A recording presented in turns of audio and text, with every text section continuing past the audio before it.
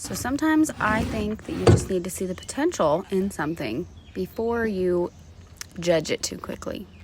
So these are the products that I used. I used citrus strip and a clear lacquer. I did use some stain, but it is not featured because it was at a different location right now. So I started with stripping with a very thick layer of citrus strip. You're gonna need a lot, okay? And honestly, I can't even tell you how many times I stripped this piece of furniture. I want to say it was probably 4 to 6 times. This is after the first time, and I did use a little bottle of water too, and I spritzed it and covered it and left it to sit for like a good 2 hours. So the first strip worked like a dream. It was amazing. It was all those little intricate details that were a pain in the neck. I ended up using some acetone as well to get into those grooves, but honestly, I had to just cut my losses at a certain point. And I ended up sanding quite a bit on the bigger parts of the wood. And unfortunately, I did not record that because my phone was not recording. So we missed the sanding, but trust me, I sanded it. And I promise I got those poles off. I was just being lazy this day. Don't worry about it.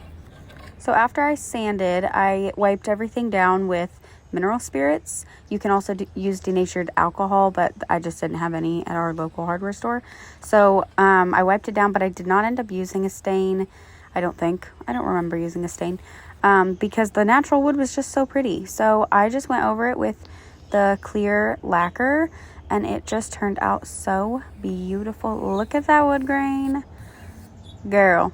So I went over the top with 2 coats, and then the rest I think just got 1 because it covered it up really well and it looked fine to me, so we're going with it. And now it is finally time to move it in. We are using this dresser as a TV stand. I believe it is technically considered a buffet, but I don't really care. I'm going to use it wherever I see fit. This drawer was sticking just a little bit. I ended up using like a bar soap to kind of like prevent that like sticking, but I love that drawer. It's so handy actually. I'll show you kind of what we put in it in a minute. But I had to commission my husband's help to get all of our tech stuff in there. Our Nintendo Switch and our soundbar, and I think that's it. But you know, all the wires and cords. So we did end up drilling a hole in the back of one of the drawers because there already was a hole on one side, so we just put a hole in the other so that we could put the wires through. And these poles ended up being a bigger issue than I thought they were. They're beautiful, but they were not done very well, and they do not fit in the holes very well.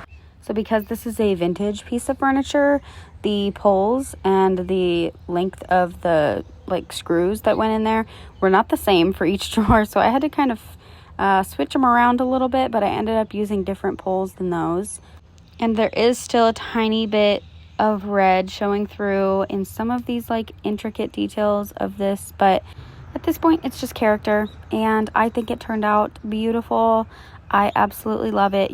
There's definitely still a lot of red up underneath that top bit, but I couldn't get it out, guys. So here's our drawers all filled up. They're kind of a mess, but we just got games in the bottom and our tech stuff, our Switch, all that.